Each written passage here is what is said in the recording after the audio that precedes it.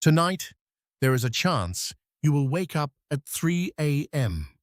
The room will be dark, your phone will be glowing beside you, and for a few seconds, before you remember your own life, you will feel like something is wrong. You might check the time and feel your stomach tighten. 3 in the morning. Again. The hour that feels too late to be night and too early to be morning. The hour when ordinary thoughts become heavier. The hour when your brain starts opening doors you did not ask it to open. Why does that time feel so strange? Most people think waking up in the middle of the night means their sleep is broken. They call it insomnia. They call it stress. They call it a problem to fix as quickly as possible. But what if your body is not malfunctioning at all? What if it is remembering something older than modern life? For most of human history, sleep did not look the way it looks in your mind right now. The modern idea is simple. You go to bed at night. You sleep in one solid block. You wake up in the morning. If anything interrupts that block, something has gone wrong. But that idea is new. For thousands of years, humans often slept in two parts. They had a first sleep, then they woke in the quiet middle of the night. Then they had a second sleep before dawn. That strange hour between the two was not treated like a disorder. It was part of the night itself. So why did we forget it? In the early 2000s, historian Roger Ekirk published years of research that startled sleep scientists. He had searched through old diaries, court records, medical books, prayer manuals, letters, and literature. Again and again, he found references to something called first sleep and second sleep. People mentioned it casually, not as a rare condition, not as a medical problem, as normal life. A person might wake after first sleep to pray. Another might visit a neighbor. Someone might write, think, talk quietly, or simply lie awake in the dark. Medieval texts, early modern diaries, and even older references suggested that the night once had a shape we no longer recognize. Can you imagine that? Waking up at 3 a.m. and not panicking, not reaching for a screen, not wondering what is wrong with you, just accepting that the night has a middle. The evidence did not come only from history. In the 1990s, psychiatrist Thomas Ware at the National Institute of Mental Health ran an experiment that made the old records feel suddenly alive. Volunteers were placed on a schedule with 14 hours of darkness each night. No bright evenings, no electric light stretching the day deep into the night. Just long darkness, closer to the world your ancestors knew. At first, they slept longer. Their bodies seemed to recover from years of artificial schedules. Then something fascinating happened. Their sleep split. They began sleeping for several hours, waking calmly for a quiet period, and then sleeping again. No one had told them to do this. No one had trained them. Their bodies moved toward the pattern on their own, as if an older rhythm had been waiting underneath the electric world. What does that tell you about your own nights? When you wake at 3 a.m., your first reaction may be fear. You count the hours until morning. You calculate how tired you will be. You look at the ceiling and feel time turning against you. But the fear may not come from the waking itself. It may come from the story you have been taught about waking. You were taught that perfect sleep is a straight line. Nature rarely moves in straight lines. Your body runs on cycles. Temperature rises and falls. Hormones pulse. Brain waves shift. Hunger comes and goes. Attention expands and collapses. Even during sleep, your brain moves through stages again and again, from lighter sleep to deeper sleep to dreaming and back. So why would waking briefly be so unnatural? The problem is not always the waking. The problem is what modern life puts inside that waking. For your ancestors, the middle of the night was dark, completely dark. There was no blue light waiting in a rectangle beside the bed, no news, no messages, no work email, no endless scroll of other people's lives. If they woke into stillness. You wake into a machine built to steal attention. That difference changes everything. Light is not just something that helps you see. Light is a signal. When it enters your eyes, it tells your brain what time it is. Special cells in your retina send information to a tiny region of the brain called the suprachiasmatic nucleus. That name sounds distant and technical, but its job is intimate. It is one of the clocks inside you. When light arrives late at night, your brain does not treat it as harmless decoration. It treats it as evidence. The world is bright. The day may still be happening. Stay alert. What happens when that signal comes from your phone at 3 a.m.? Melatonin is delayed. Sleep pressure is interrupted. Your nervous system becomes more awake than it needed to be. A quiet moment becomes a bright one. A natural pause becomes a problem. And then your thoughts arrive. This may be the strangest part. The middle of the night changes the texture of thinking. Problems feel larger.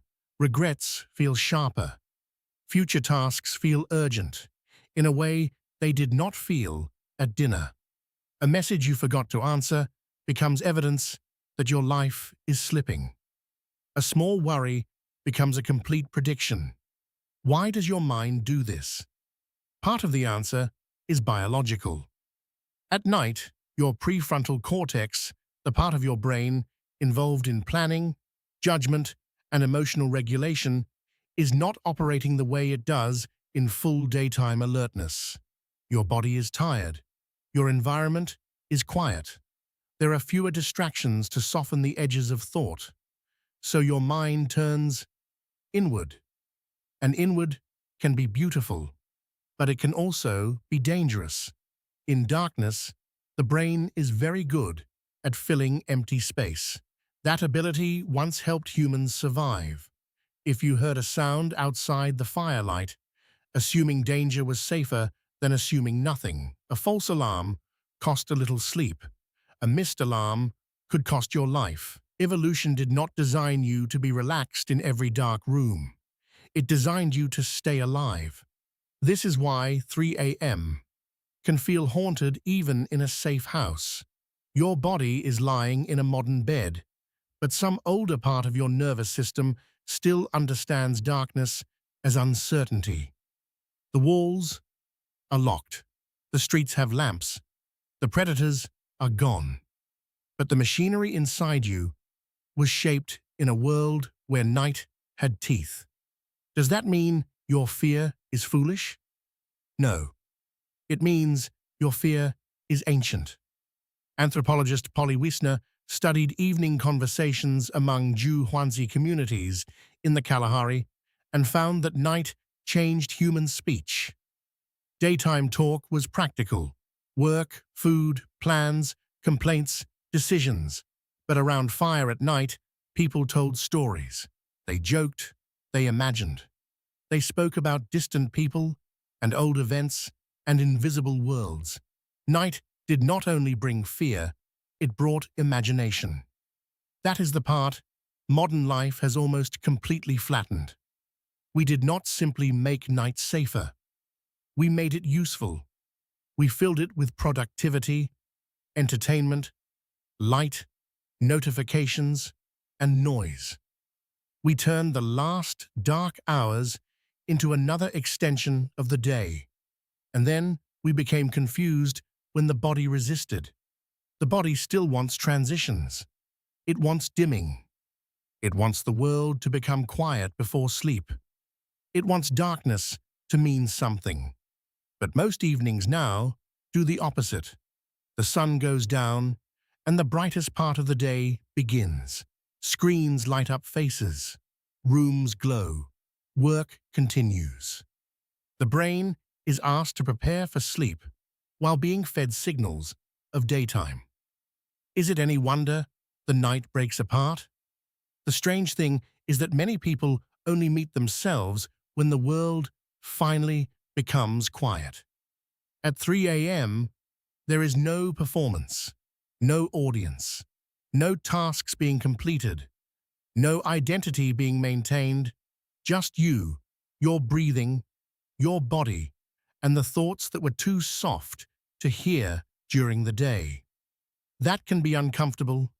It can also be revealing. Maybe the middle of the night became frightening because we no longer know what to do with quiet. Your ancestors had rituals for it. Fire, prayer, stories, reflection, stillness. They had a culture that made room for the dark.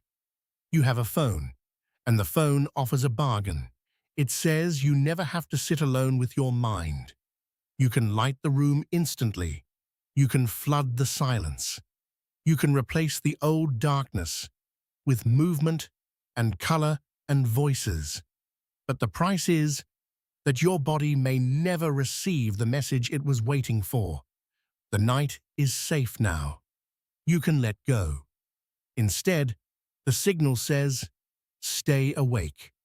Researchers studying circadian rhythm have found that camping without artificial light can shift melatonin timing earlier in just days. When people spend evenings in natural darkness and mornings in sunlight, their internal clocks move closer to the solar day. This does not mean you need to live in a cave. It means your body is still listening. It listens to light. It listens to routine. It listens to temperature, food, movement, and silence. And when those signals become confused, your sleep becomes confused with them. So what should you do if you wake at 3 a.m.? First, do not turn the moment into a verdict. Do not immediately decide that the night is ruined.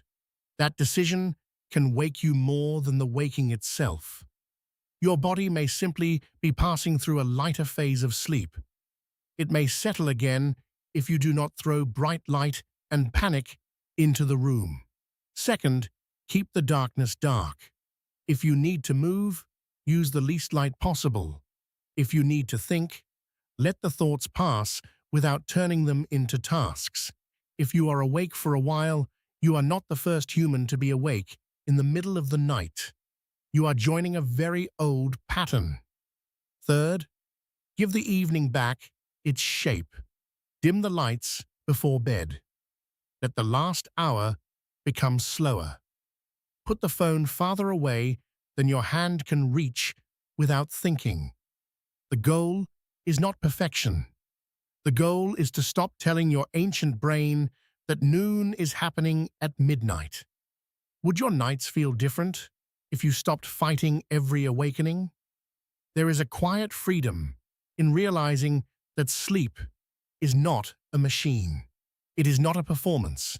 It is not a perfect 8-hour block you either achieve or fail. It is a living rhythm inside a living body, shaped by darkness, light, memory, fear, safety, and time. Maybe 3 a.m. is not always an enemy. Maybe it is a doorway your ancestors knew well. They woke in the dark and listened to fire. They remembered dreams before the day erased them. They thought about the people beside them, the dangers beyond the light, and the morning that would eventually come. You wake in the dark and see a glowing screen. That is the difference. Not because modern life is evil, not because the past was better, but because your body was built in one world and now sleeps in another. Understanding that does not solve every sleepless night, but it changes the question. Instead of asking, "Why am I broken?" you might ask, "What is my body remembering?" Tonight, there is a chance you will wake up at 3 a.m. And maybe, for the first time, it will not feel like something is wrong.